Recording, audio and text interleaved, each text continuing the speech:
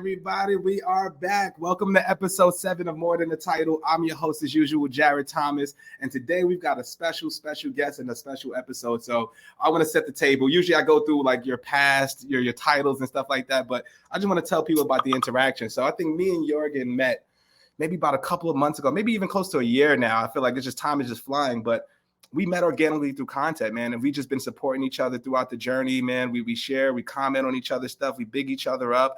And I wanted our first conversation to be here and share expertise and share some stories and have that vibe with you guys. So as you guys know, this is More Than a Title. We'll go through some Web 3.0 stuff. We'll talk about marketing, but it's all about Joergen. We're going to have a conversational two-way street thing and we're going to have some fun. But so everybody, let's please welcome Joergen Aaboe. How's it going, brother?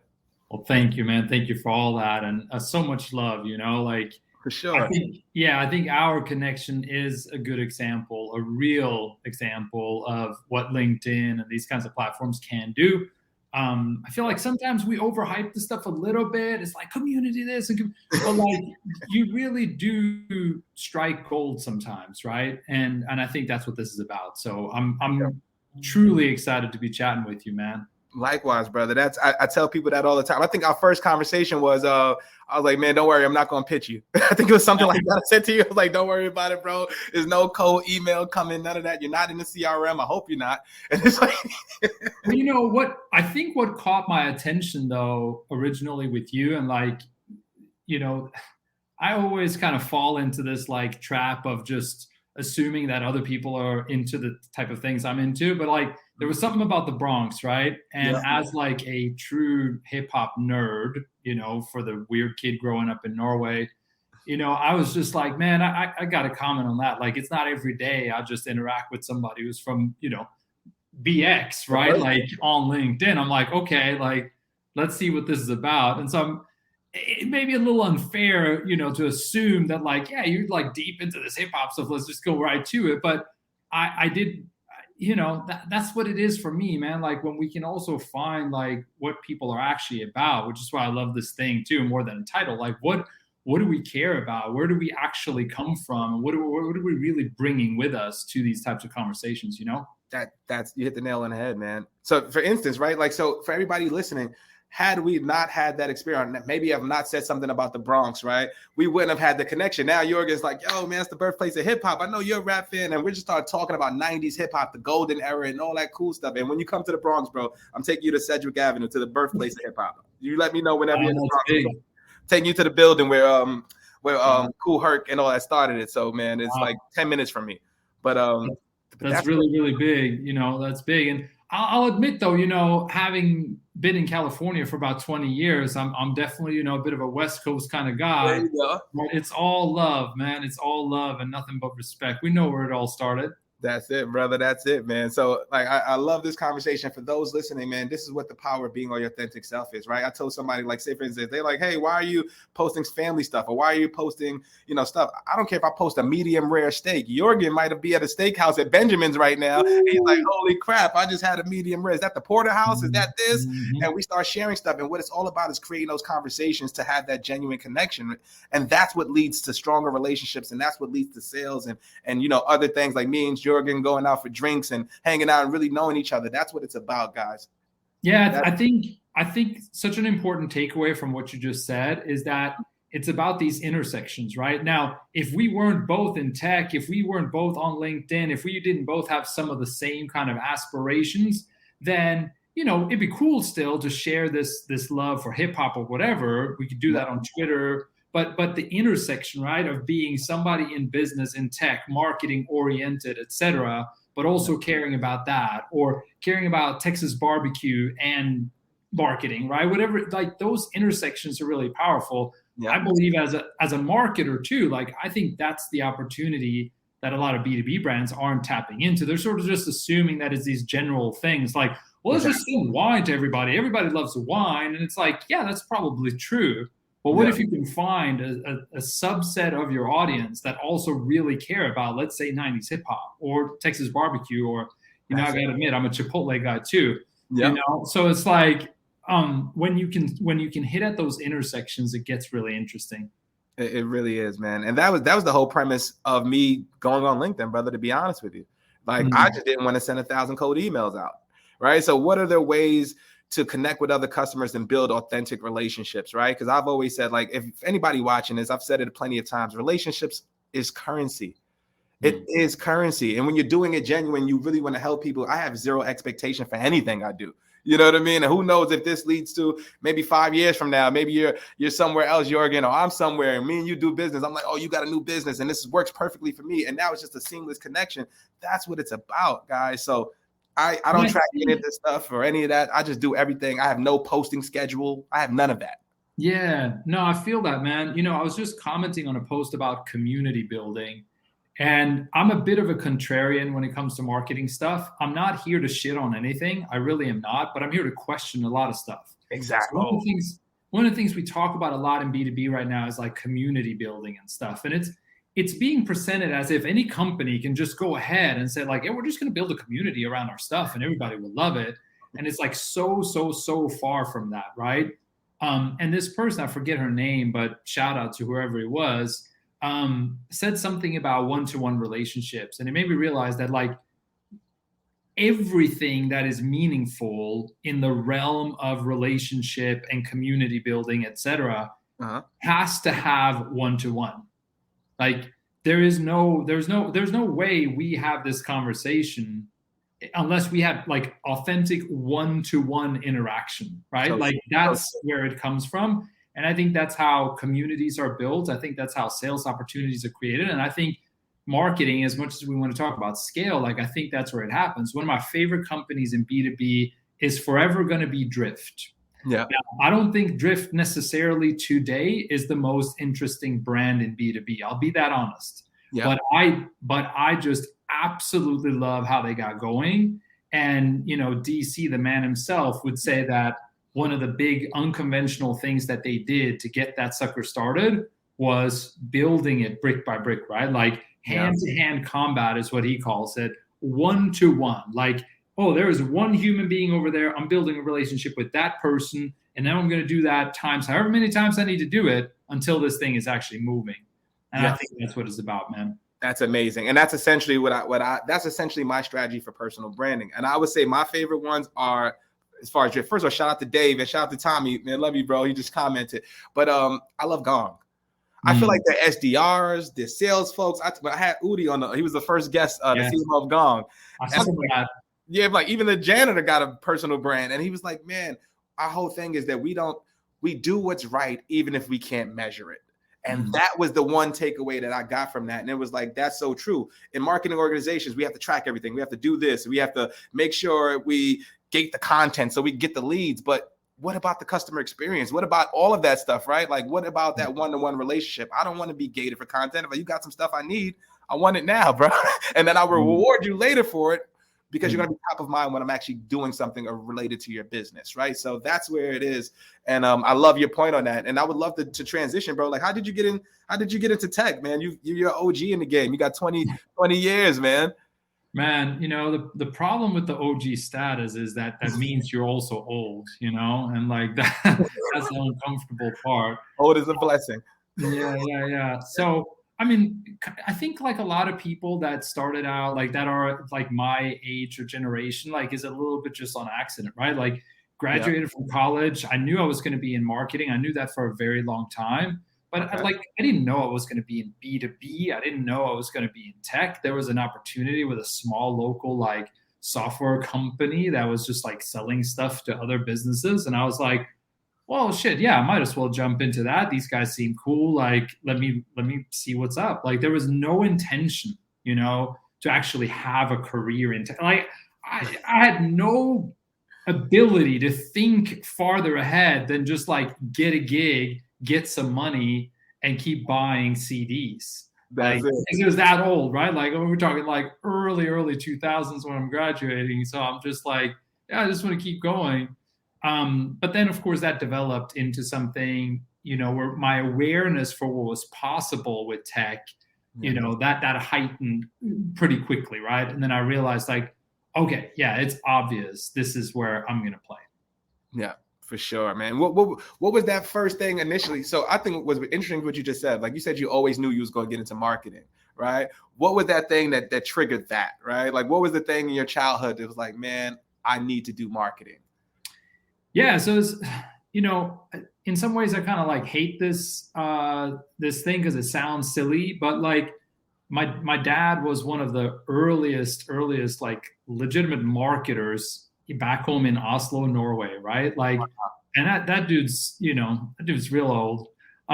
So you're talking about a dude who had like a really kind of crazy upbringing, super working class, ended up working on these ships traveling around the world starting when he was 14, kind of messed him up and scarred him in many ways, but he came back, years later, and then he put himself through like 7 years of school to make up for this stuff. For the last few were like business and marketing. And it was like the early marketing stuff where like names like Philip Kotler and stuff were just like coming on the scene, talking about this shit. Yep. And he ended up in a totally different business. He's big on, books, publishing, culture, like that kind of stuff. Wow. But I just knew from there was something he kept telling me around like, just making connections with people and telling stories and stuff like that did just resonate. And I think it was also, there was nothing else really, right? Like it wasn't like I had all these role models and like there were these million things that I was debating between. It was just like, oh, that sounds pretty good. So like I felt that. But I also think it's, for me, I'm an introvert who plays the role of an extrovert. And in marketing, we get to, that kind of works, because we get to be behind the scenes. We're not really like, so much like you, like you're really doing your thing out there. I'm less comfortable in that role, but I get to think about some stuff. And yeah, I think that's how it happens, man. That's an amazing, and shout out to your pops, man. Shout out to him, man, for being that role model for you, man, and putting you on the path. Because look what it's done for your life and your career, bro. I think that's amazing. And I have a saying, and I'm curious what your take on this. I feel like the best marketers and best salespeople also are musicians or creatives. I've always thought that. And I think your love of music also has a big part to play in why you're doing marketing and how to get out there. Because it's nothing like having a great product, but nobody listens to it. Like, so for me, I'm a rapper too, right? So I had the same thing. I'm like, I feel like I got the greatest music ever, but where the hell am I going to distribute this content? There was no SoundCloud. I was out there handing out CDs, same time CDs on the street. I sold 5,000 copies out the back of the car. It was crazy, man. And it was just like once digital took over, then that's what made me want to learn marketing. And I just happened to luck up and get into a display advertising company. And I'm like, it just clicked. All right. So we got to stay on that for a little bit. So first of all, so that is you on the intro, right? Yeah, that's my one of my best friends. He's doing the chorus, but I am on the song. And guys, I will be dropping a video and Spotify, all that shortly. All right, cool. So like that's actually taken from a song that you've done, right? Like you are legitimately doing this stuff. That's dope, man. Thanks. Yeah, bro. I mean, I'm so like not there, right? As an art, like I can't even say that word about myself. But as you know, like I did actually record a song and put it out there. Exactly. I think for me, to your point, like it's the love and the kind of thorough appreciation for an art form, like yes. I would agree because music is my shit, has always been my thing, but it's probably true for other art forms too, where you have the ability, and I hadn't thought about it until you said this. So this is just like, I'm just making this shit up as I'm saying this to you. But what it feels like right now, as you're talking to me about it, is that if you are able to truly connect with something that is created just from a human, right? Like art, like it's just at the very core of that is just a human is truly creating something off of inspiration. If you can appreciate that, tap into that, understand the connection that can make with others, and you feel almost like this innate, like truly internal desire to help get that out somewhere. Like the artists that I grew up loving, I wanted to be some sort of representative for almost, right? Like, the artists that aren't like the biggest artists, but like you fuck with them so heavy and you're just like, you're evangelizing the shit, right? And you have pride around that. And I think there is something about that. And then applying that either directly or indirectly to sales and marketing and coming from that kind of place. Because it's so real too. If you felt it, you've felt it, That's it. What are you talking about? I know exactly what you mean, bro. And I think that's a great segue. Why the hell do you think brands can't do the same? At least in B2B. I feel like in B2C, there's more connection, there's more storytelling. But why in B2B do we have to stick to the same damn playbook? I feel like everybody's using the same playbook, rinse and repeat. You go from this company, you move to the other company, and it's just not enough creativity. And like, to give you context, bro, like I used to work at Cannes Lions. So at Cannes, I don't even know how to pronounce it. Cannes, we still don't know. Yeah, who knows? I worked there for a year, so we still don't know. Hopefully we figure it out. But like, but basically it was, and for those who don't know, it's basically the festival of creativity, right? So basically we would go out there, the south of France, all the big agencies, they come out there, Facebook, Meta, Google, all of them doing beach parties and all that stuff. And it was basically the value of creativity and how it's impacting your brand. And I feel like there's just not enough in B2B. And that's what made me want to get to the agency side. I'm like, man, I'm a rapper.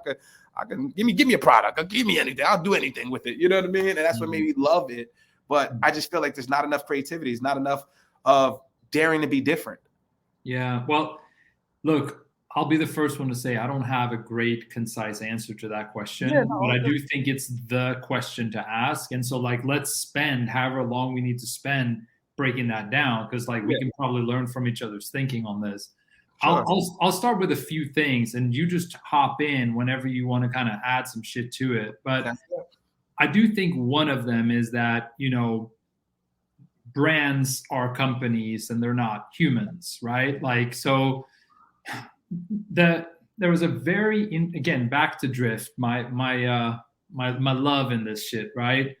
So they engaged this guy named Jay Akunzo a few years back to create a podcast called Exceptions. And the whole series was about looking at B2B brands that truly were exceptions, that truly stood out. And at the end of it, he broke down the 5 main things that would make a B2B brand a real brand and real special. That's fire. Love the concept. It was really good, man. And it's like there's some hidden kind of like gold in there that I don't think enough people have uncovered. Okay. But one of the things, and we can get back to the other things, but one of the things was just people and faces.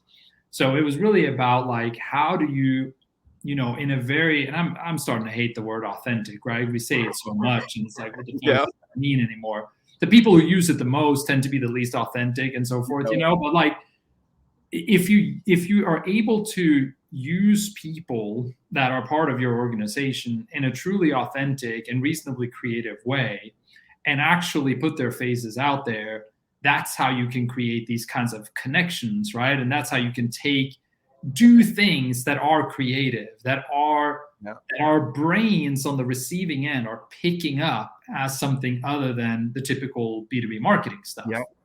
And again, you know, Drift was early on that stuff, right? Like they're actually taking people and putting faces up on the website and like not being afraid of the fact that, well, what do these people leave one day? Is like that didn't matter, you know? It was about these people, about these faces. So I think that's one part, that in order for a B2B brand to do something creative and special, it has to harness the creativity within its humans. Sure. And it can't be afraid of what happens if and when they leave or some other shit happens. Like, you kind of got to roll with that. I think that's one thing. Great points.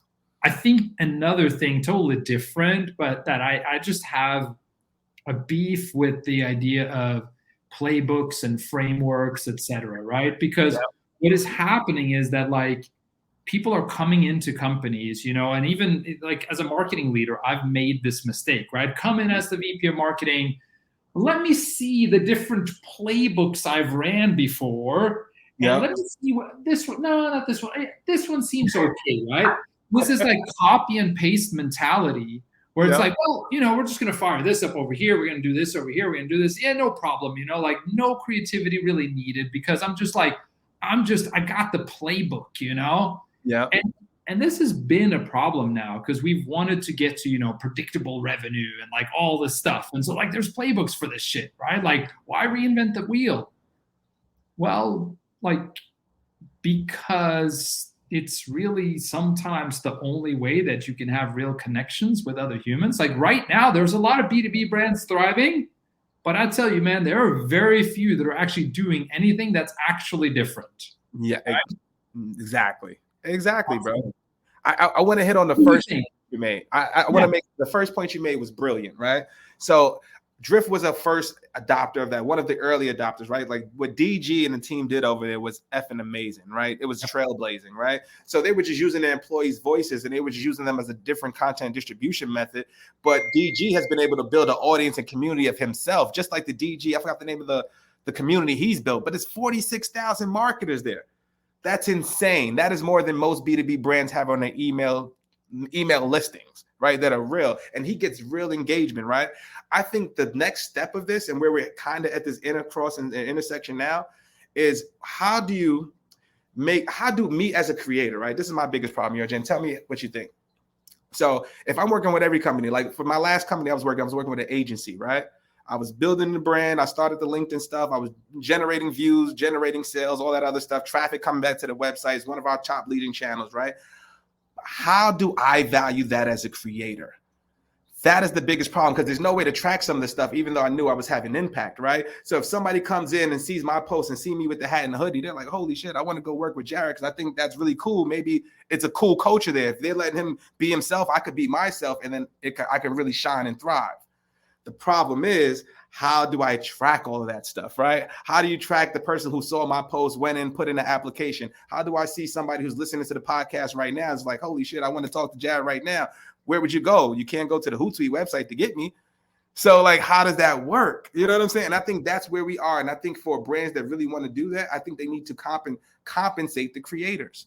That's my thing. I think if you're going to pay $10,000 for Google or paid ads to give you traffic that isn't going to convert, but I'm waving the flag and bringing you qualified traffic that trusts my word, what is the value of that? Well, that's a powerful question, man. I'm struggling with it, bro. And it's like maybe the beginnings of a segue into a Web3 conversation as well. Yes. But like,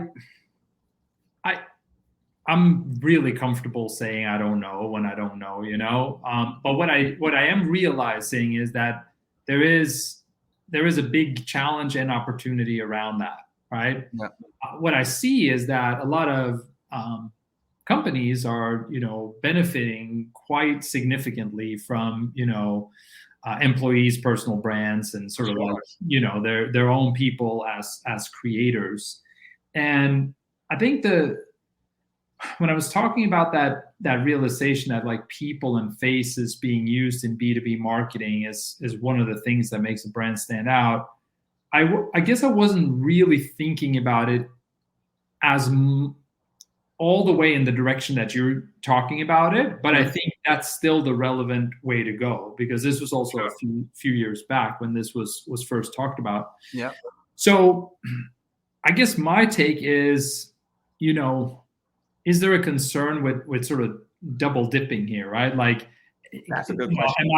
Am I being compensated for being an employee, and then I'm being compensated for doing something outside of my job description, but that also brings value?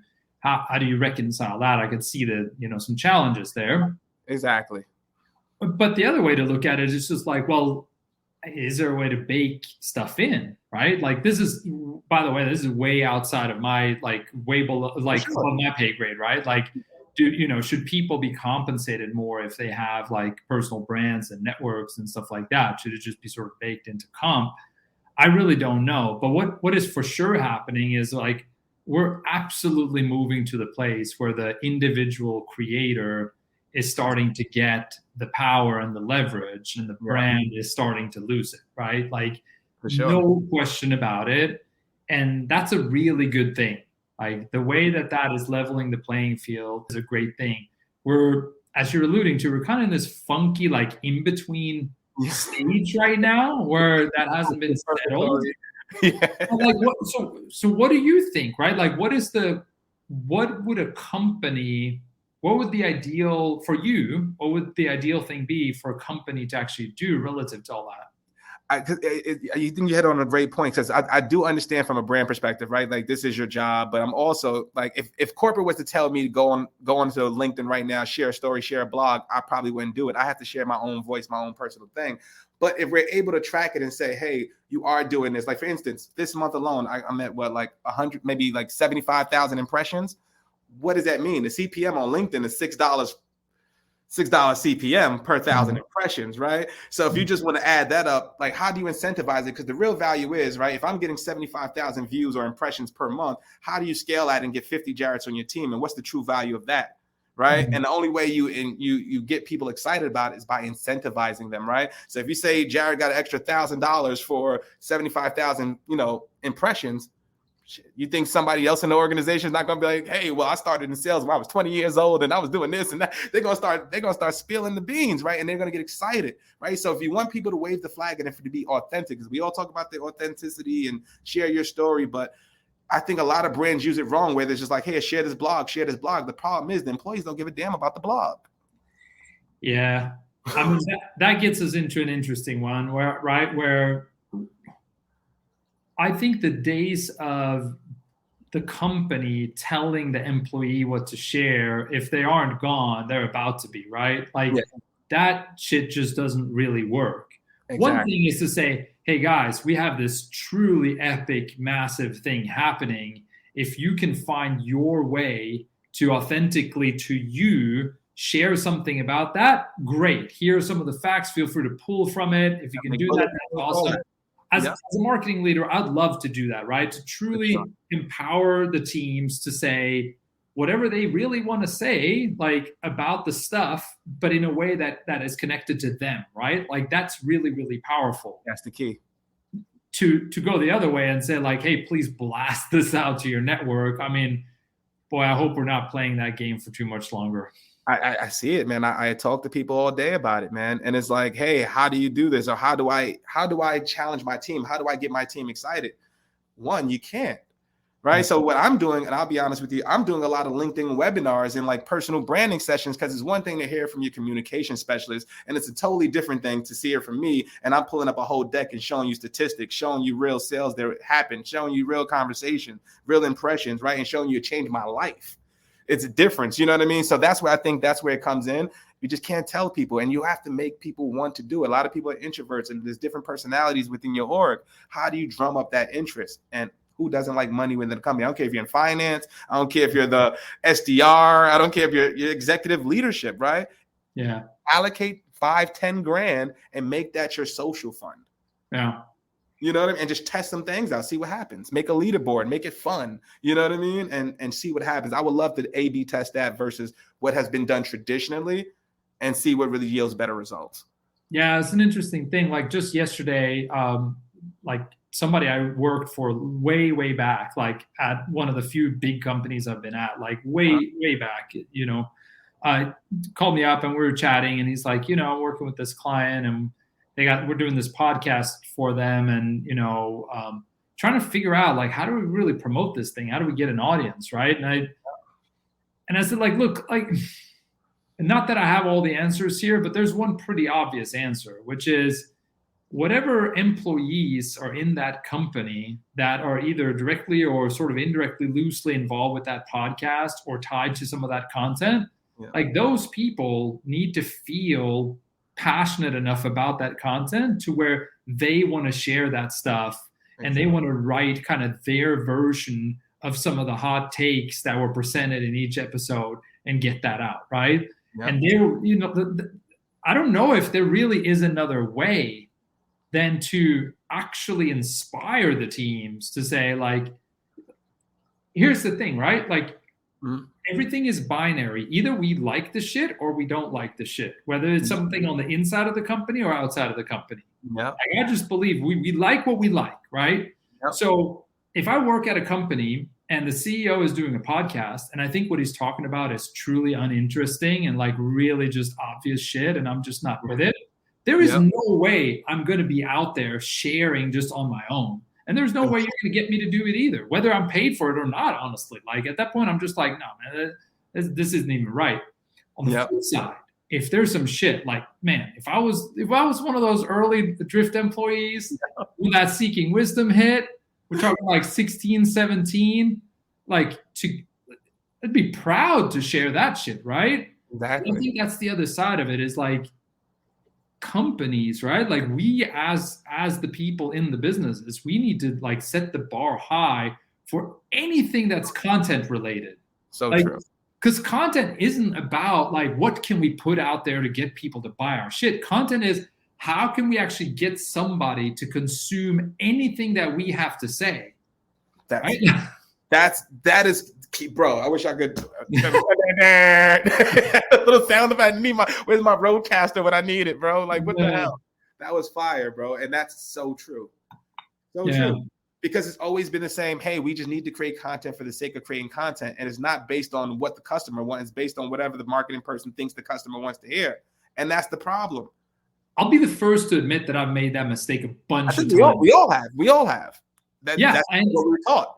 Yeah, and if I was like back in right now where I'm like, running marketing in some tech company or something, I would probably run the risk of having somebody on the team do some bullshit content.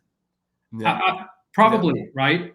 But what we all can do is just like heighten our own awareness and sensitivity to it and say like, let's just keep trying harder. Let's keep trying to raise the bar there. Because I think that there's nothing really left in marketing other than content and distribution. That's it. Right? Like that's all that we are doing. We are finding a way to express something that we want to express. And then we are finding a way to get that message in front of the people that we want to get it in front of. And whether that's a fucking event, a CEO talking about something on a podcast, an ad, like it doesn't matter. Like that's what it is, right? Yeah. And so that bar is just something we all got to like keep raising it, keep raising that bar. Yes. And how you raise that bar is just challenging the status quo, guys. Like I say this again, I would have never been on LinkedIn, and me and Joergen probably wouldn't be talking today if I didn't say, why the hell am I sending 1,000 emails out with bad messaging? Because what my mindset, and for those who's listening, is not about the emails. And yes, it knows it works. It traditionally works, right? But out of those 1,000 people, I get 5 meetings. What about the 995 people who got my email, see Jared Thomas on it, and say, I never want to do business with this effing dude again or ever? Right? So that's how I look at it. It's a numbers game, but the numbers don't equate, right? If there's a better way to do it, and I hate the saying, but there's a million ways to skin a cat, right? And we have to just challenge ourselves to do something different, right? And I'm curious to you as a marketing leader, bro, like what would you say is the biggest marketing mistake you've made in your career? And what have you learned from it? I'm not going to just like, well, I've made a fuckload of mistakes. Haven't we, Joe? Haven't we all, bro? That's so real. But I'm telling you, right? Like I'm very flattered that you have me on this chat, but I'm also not a highly accomplished guy who's won big time at multiple companies because I've fucked up a ton. That's it. And as a lot of marketers, I've worked at pretty regular companies, a couple that, really stood out and stuff. But okay, so in no particular order, let me rattle off a few of them, right? And this is not that pretend self-deprecating shit. This is like the real stuff, right? I love it, bro. The first one that comes to mind was something that happened like, I don't know, I want to say maybe like 6-7 years into my career, where I was like head of marketing at a pretty promising SaaS company that later went on to be successful and stuff. And I'd really stagnated and I couldn't figure out why. Like I just couldn't really break through. And it wasn't until actually a couple of years later that I figured it out. And by the way, I ended up leaving the company because I thought like I was stagnated because of some other factors like CEO holding me back or some immature shit like that. And I went to another company that like was like, oh, well, now I can go from the director to the VP title over here. Like this is great for my ego. And then but by the way, that sucked, that gig. And so like, anyway, the lesson there was actually that I had stopped being proactive about my own learning.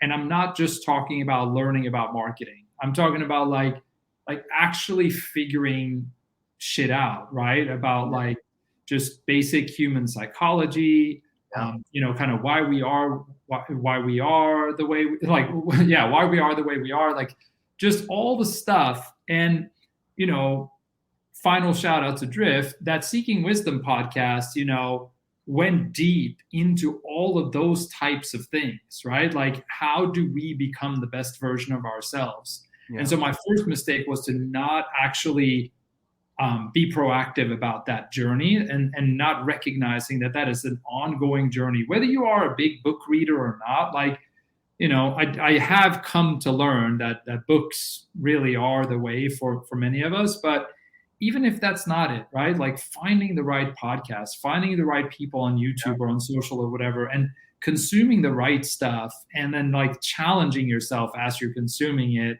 and going outside of the bubble of just like your field, right? So that was an obvious one, because it really did help. It held me back in ways that I wasn't aware of at the time. Like it just became this blind spot. So that's one.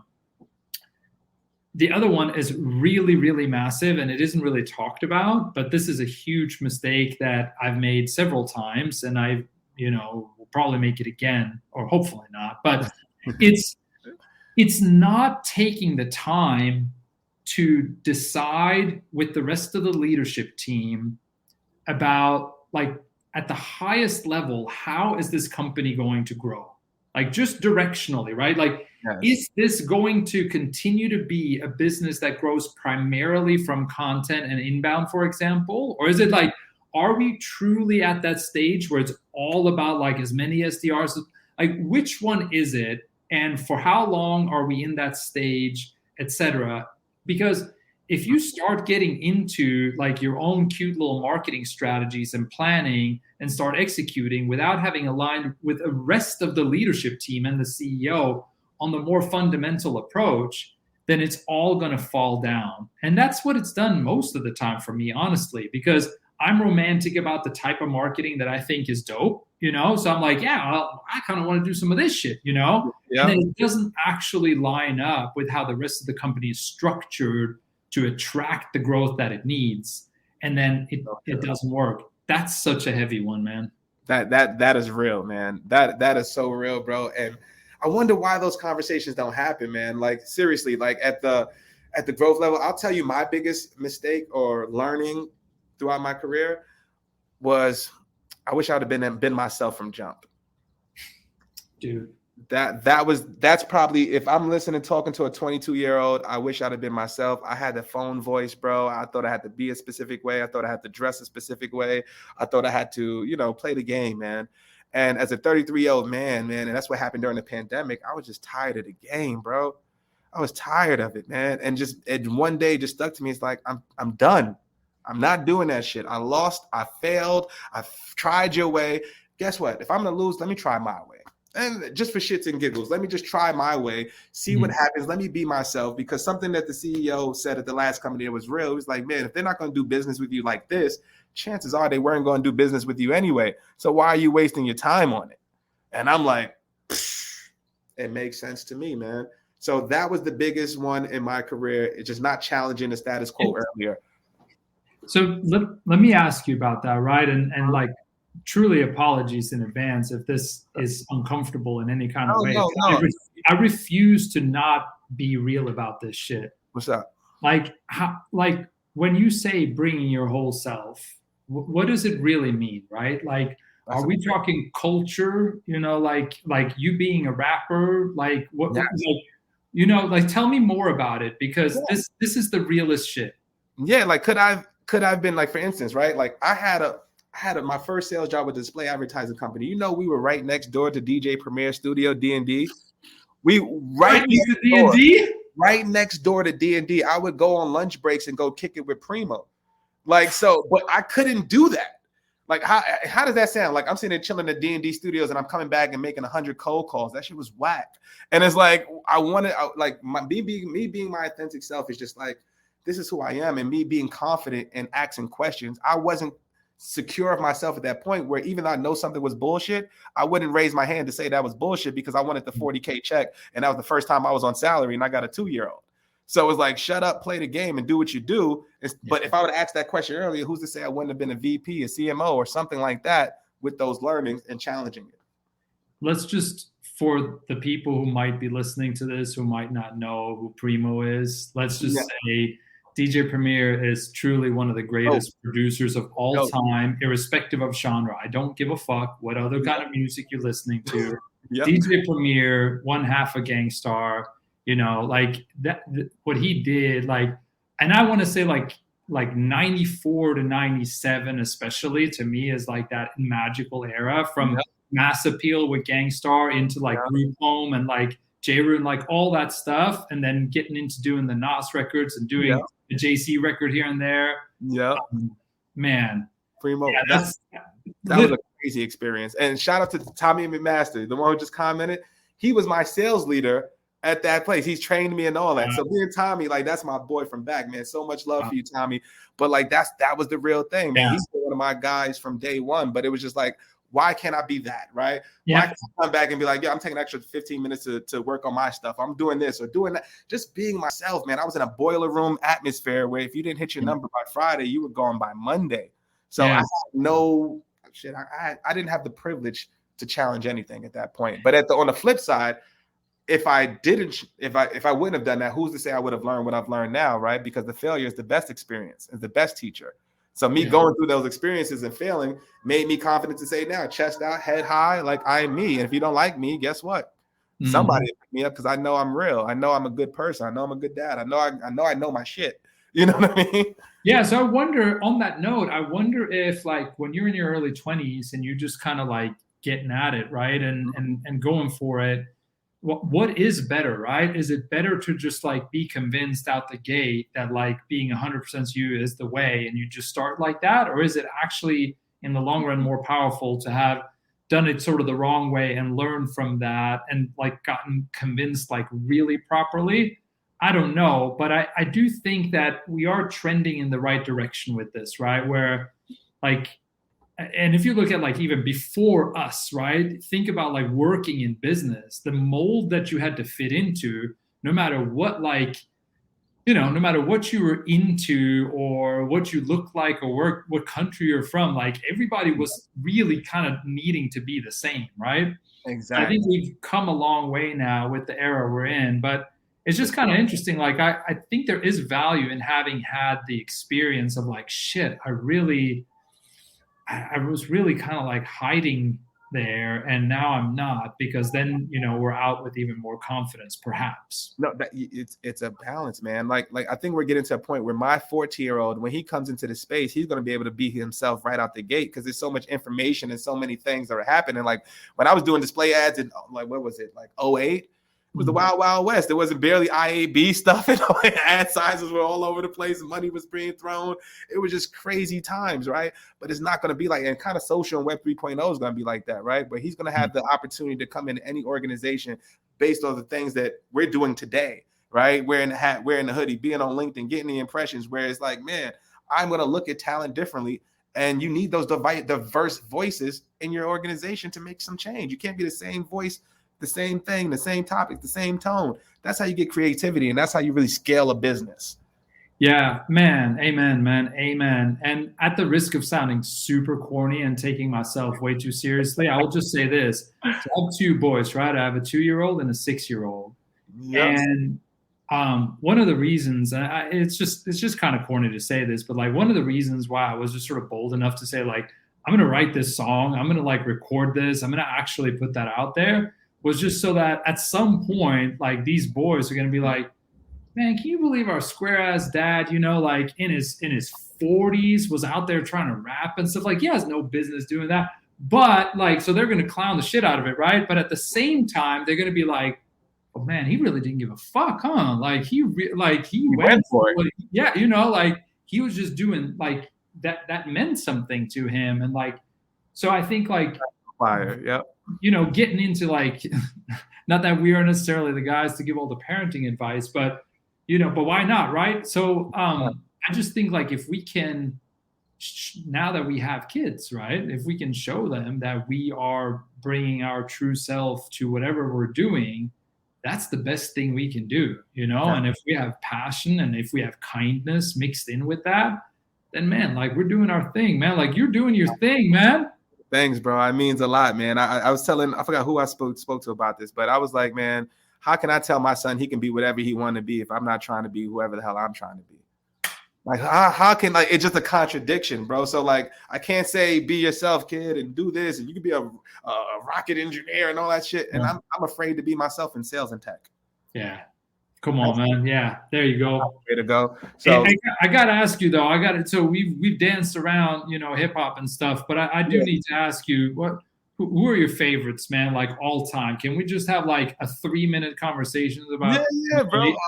For sure. So, I'm an East Coast guy. So my favorite rapper of all time is, of course, Hov. I'm a Hov fan. I love Fabulous.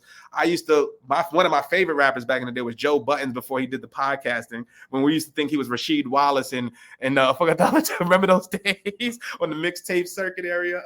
I used to love Clue tapes. I used to, listen to Cannabis freestyles on Monday. You remember those Monday mixtapes? I used to have my cassette deck. My brother would do it. I had to sneak in. But my mom is like, go to sleep, take your ass to bed and all that. Those are my days. So I love, my top 5 would be Biggie, Jay-Z. I love Fabulous. I love Jadakiss. And if I'm going 90s, I love Cannabis. Wow. Love his lyricism. Yeah, it's undeniable. Like it's tough to beat that. Do you have love for down south and or West Coast, either LA or Bay, like to the point where you have some real favorites there from any era? If any era, I gotta say Pac, because me and him born the same birthday. Me actually for West Coast, Kendrick and Pac, we're both all born on the same birthday. It's crazy, June 16th. But really, I never really listened to a lot of West Coast stuff because I'm a big lyricist guy. And it was a vibe. It's vibe music, right? Like say like E40. Like if you're not from the Bay Area, you're not gonna get it. Yeah. Like you're not going to. Same thing like they say with Fabulous. They're like, Fabulous, he's wearing a bandana of a paper towel. Yeah, right. And we're listening to this dude. Like, get out of here. So that's just how it is. And down south, I love like T.I., Luda. Luda's the most underrated rapper of all time. I think. I love 2 Chainz. Like people like those, man. I just love anybody with some lyricism. Wheezy. I just love lyricism. Yeah, I feel you, man. Man, when Fabulous had the paper, the big diamond with the paper towel, that contrast. The first Fabulous though, that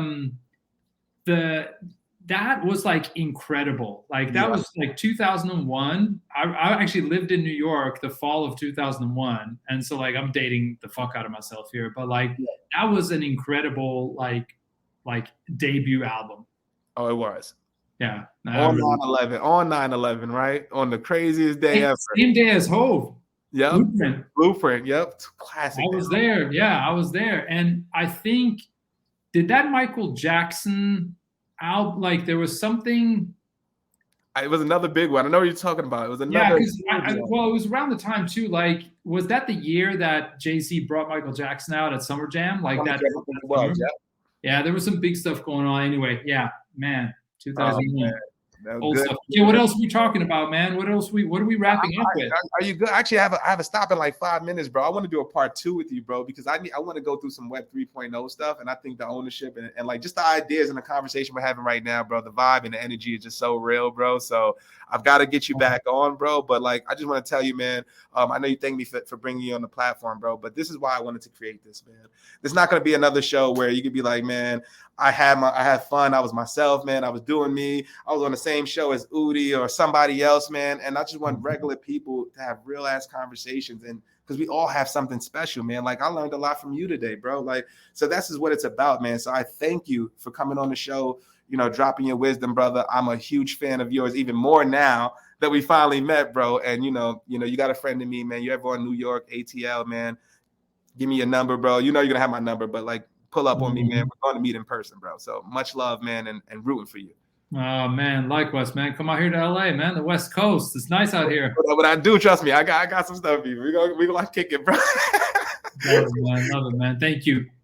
Thank you, bro. And for everybody watching, thank you guys. Tommy, everybody else, man. I love you guys. Thank you for the continued support, man. You guys give me the win to keep going, man, even on tough days. And I really appreciate you guys. And next week, we got a crazy episode with a dude named Phil Johnson, who's actually a motivational speaker. And we're talking about betting on yourself and how to shift your mindset, right? So I don't know if you know, I'm doing a TEDx next year. I'm trying to do a TEDx, and it's all going to be about betting on yourself, right? So how can somebody from the Bronx like me get into tech?